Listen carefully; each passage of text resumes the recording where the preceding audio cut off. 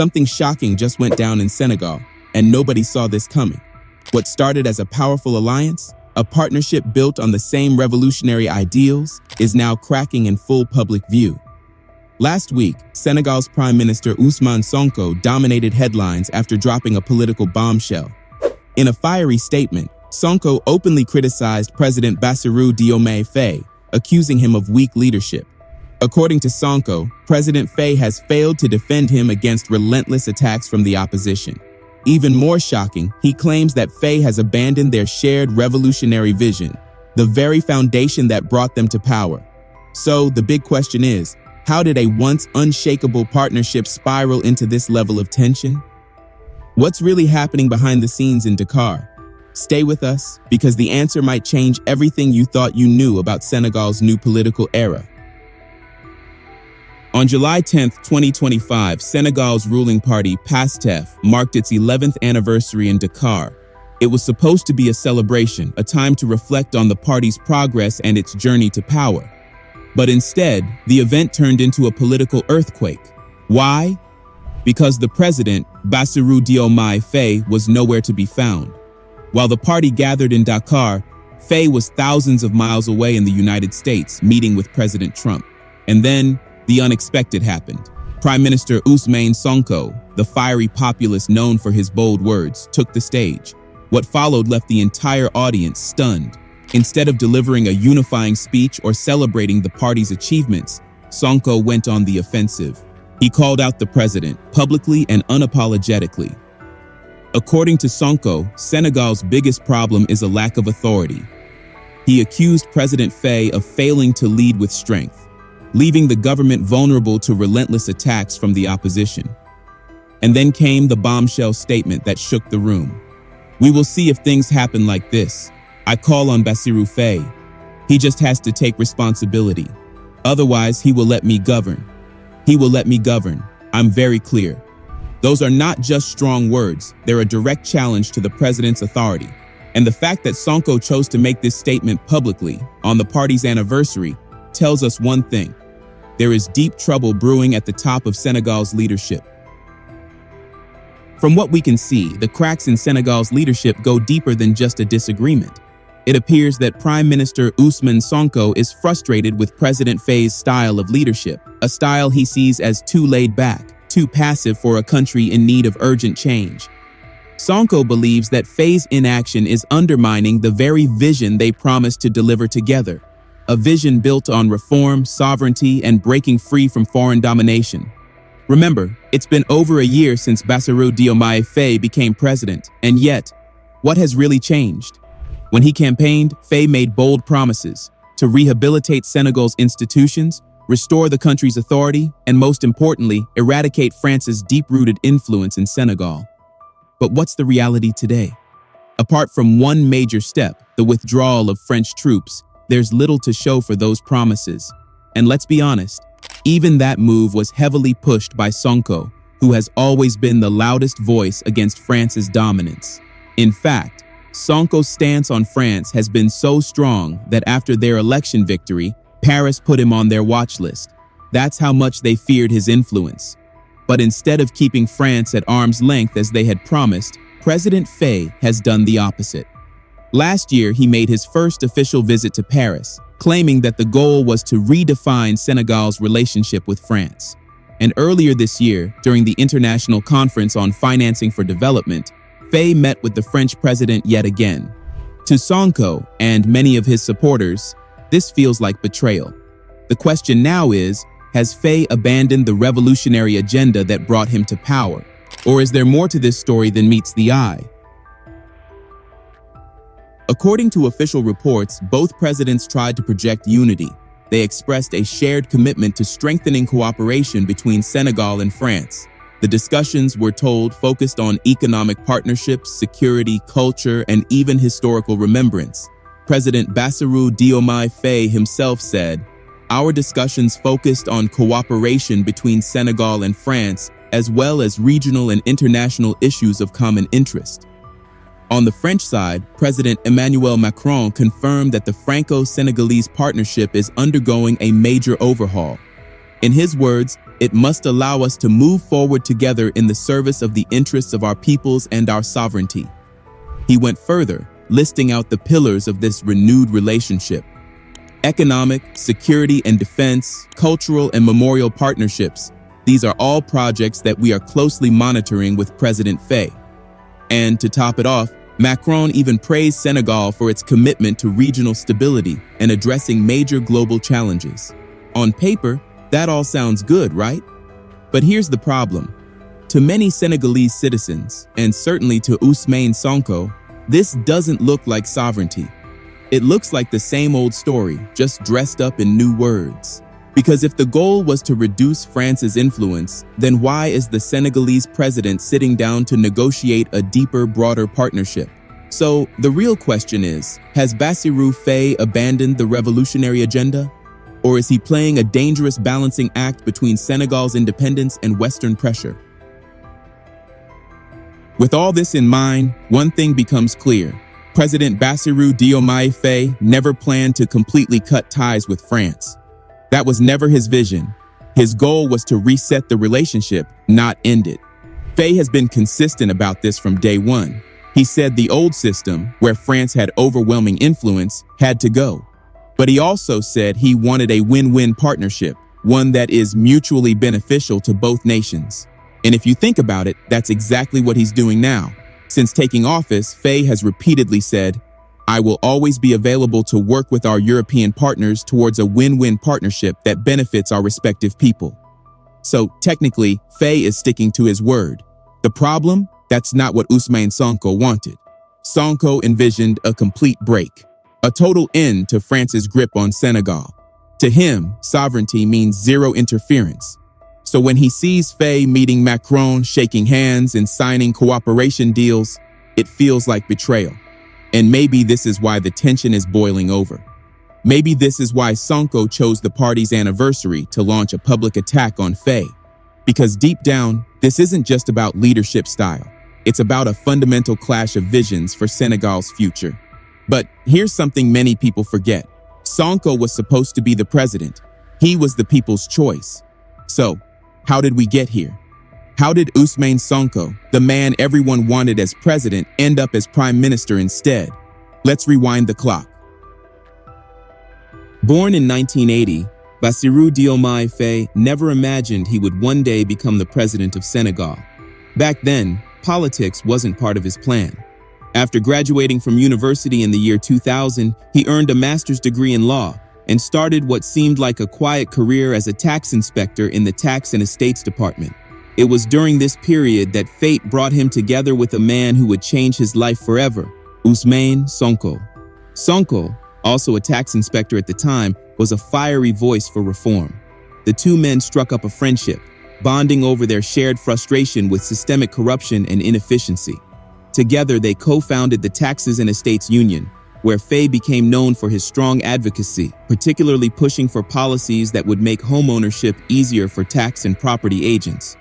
Then came 2014, a turning point. Ousmane Sonko launched a new political movement, the Patriots of Senegal for Work, Ethics, and Fraternity, widely known as PASTEF. Faye initially joined as a guest, but his intellect and organizational skills didn't go unnoticed. Soon, he rose through the ranks and became one of the key ideologues of the party, helping shape its vision for a sovereign, corruption-free Senegal. By 2019, Faye played a central role in drafting Sonko's presidential program.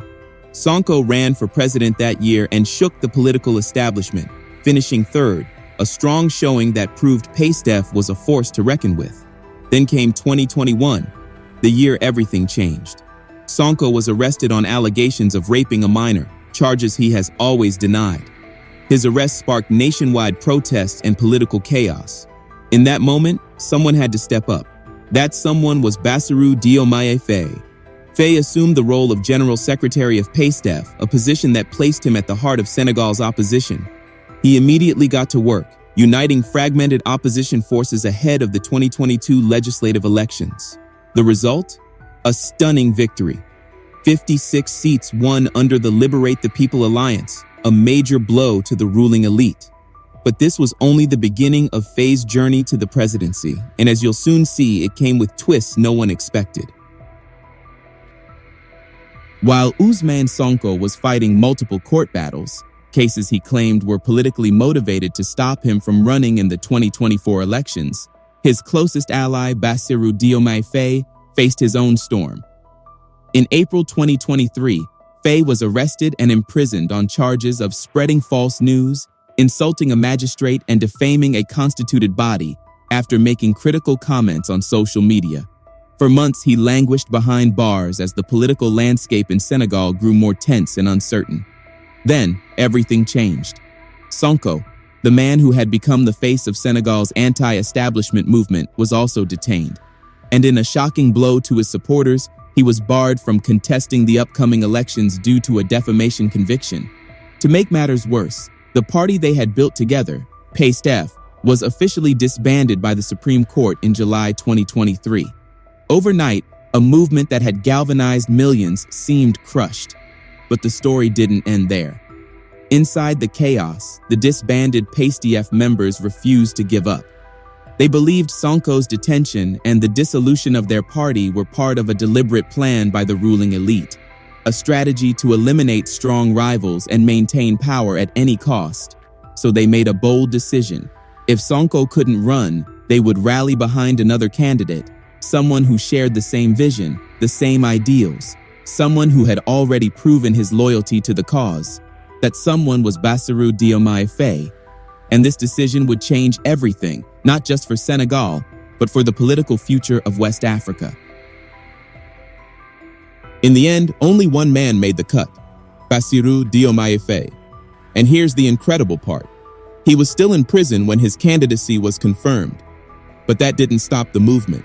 A coalition of more than 100 political parties, including heavyweights like former Prime Minister Aminata Touré, rallied behind Faye's candidacy under a bold banner, "Diomaye is Sonko." Then came a turning point that nobody saw coming. Just weeks before the vote, the government passed a general amnesty law to ease political tensions. This law paved the way for the release of both Faye, after 11 long months in prison, and Ousmane Sonko. Suddenly, the two men were free, and the campaign was on. Faye and Sonko wasted no time. They hit the campaign trail like a political storm, crisscrossing the country, holding massive rallies and caravans that drew thousands. The energy was electric. The message was clear. Change was coming to Senegal. And even though the campaign period was short, nearly 7 million Senegalese citizens turned out to vote. Ahead of the election, Faye made another bold move. He published a full declaration of his assets, challenging other candidates to do the same. His declaration was striking in its simplicity: a modest home in Dakar, a small piece of land outside the capital, and in his hometown bank accounts totaling roughly $6,600. This was the man poised to become president. A man with no vast fortune, no sprawling estates, no offshore accounts, just a vision, a clean record, and the trust of millions of Senegalese people. And then came the day that would change Senegal forever. On March 26, 2024, history was made. Bassirou Diomaye Faye was officially declared the winner of Senegal's presidential election. At his first public appearance after the victory, Faye stood before the nation and delivered a message that captured the mood of millions. "In electing me, the Senegalese people have decided on a break with the past," he said. "I promise to govern with humility and transparency." It was a powerful statement, a promise of change. This was how Diomaye Faye, a man who started as a tax inspector, rose to become president of Senegal. At the time, everyone believed this victory was built on unity, on a partnership rooted in shared values of work, ethics, and fraternity. Those ideals were the foundation of the alliance between Faye and Ousmane Sonko. For years, these two men had stood side by side, fighting for the same vision. When Faye was arrested in April 2023 for criticizing judges during Sonko's defamation trial, Sonko publicly stood by his friend. And when Sonko faced his own legal battles, when he was excluded from the presidential race, Faye returned the loyalty, offering his support and even benefiting from Sonko's endorsement. Their mutual trust seemed unshakable. Their collaboration appeared to be a partnership built to last. But as we've seen in recent weeks, That image is beginning to crack. And now, the question everyone is asking is this: what happened to this powerful alliance? Beyond politics, the bond between Bassirou Diomaye Faye and Ousmane Sonko runs deep. Their relationship isn't just professional, it's personal. Faye even named one of his sons Ousmane Sonko as a tribute to their friendship. They share hobbies too, like their passion for martial arts. Faye, for example, is known to practice Viet Vo Dao, a discipline that demands focus, strength, and resilience, qualities both men once vowed to bring into governance. But now cracks are appearing. Sonko, the fiery populist who built his image on strength and authority, seems deeply disappointed in Faye's leadership style. According to Sonko, President Faye is too passive. He accuses him of lacking the decisiveness needed to lead a country at such a critical time. But is that really true? Or is the reality more complicated? If you remember, Faye himself explained last year why many of his bold pledges have yet to materialize. His plans for sweeping institutional reform, reducing the bloated number of ministries, abolishing the position of prime minister, and creating a vice presidency, all these require parliamentary approval. And here's the catch. Faye's party, PASTEF, does not control a majority in the Senegalese parliament. That means even as president, his hands are tied. Every major reform has to go through an opposition-dominated assembly that isn't eager to see Faye succeed. So, is this a case of weak leadership, or is it a structural problem in Senegal's political system? A system where even the president struggles to act without political compromise? This raises a bigger question. Is Ousmane Sonko's frustration really about Faye's leadership style, or about the limitations of democracy itself? Take June 2024, for example. The political tension between the government and the opposition hit a boiling point. It started with a standoff over a budgetary debate. The opposition coalition outright canceled the debate, insisting that Prime Minister Sonko release his government's policy roadmap. Sonko pushed back, arguing that he wasn't legally required to do so. But that was just the beginning. President Faye later revealed that working with the opposition-dominated assembly had become almost impossible. Lawmakers refused to even start discussions on the national budget law and blocked his efforts to dissolve wasteful state institutions. Faced with this deadlock, President Faye made a shocking move. He went on state television and announced a decision that stunned the nation. I dissolve the National Assembly to ask the sovereign people for the institutional means to bring about the systemic transformation that I have promised to deliver. That's right. Faye dissolved Parliament and paved the way for a snap election. Reactions were swift and divided. Some applauded the decision, calling it a bold step to break the political gridlock and push forward his reform agenda. Others condemned it as a dangerous power grab, a betrayal of democratic principles. But one thing became crystal clear. When pushed to the wall, Bassirou Diomaye Faye is not afraid to take strong, decisive action. Which brings us to a very important point.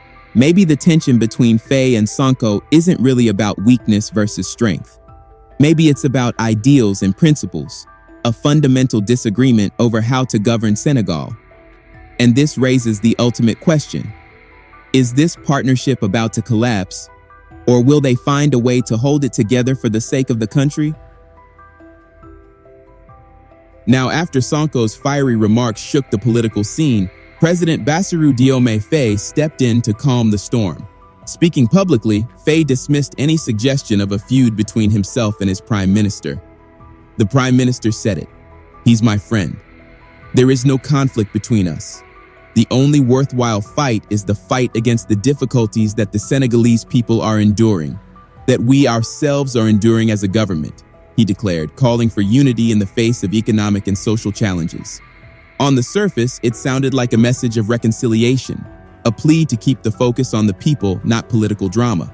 But here's the twist. Despite Faye's denial, the tension refuses to die. Sonko's criticism continues to dominate headlines and fuel debate across Senegal. His supporters are not holding back. They're slamming President Faye, accusing him of betraying the movement and reminding him over and over that he owes his presidency to Ousmane Sonko. On social media, in TV debates, on the streets, voices are growing louder, questioning whether this alliance is about to crack wide open. And with every passing day, the political temperature rises. So, what happens next? Will this political marriage survive the storm, or are we about to witness one of the biggest fallouts in Senegal's recent history? On the other side, those close to President Faye are doing everything they can to calm the storm, just like the head of state himself, who insists he still considers Ousmane Sonko a friend. But let's be honest, this episode has put Pastef under enormous pressure and sparked serious questions about the future of this once unshakable alliance. Some insiders are already whispering that a political divorce might be just around the corner. One thing is clear. The Prime Minister and the President are no longer in perfect harmony. The unity that once defined them now looks fragile. So the big question is this the end of the Sonko-Faye partnership? And if it is, what does that mean for Senegal's future? Could this trigger a major political crisis or even reshape the country's democratic landscape? What do you think? Let us know your thoughts in the comments section below. And if you enjoyed this deep dive, hit that like button, subscribe for more content like this, and share this video with others who need to see it.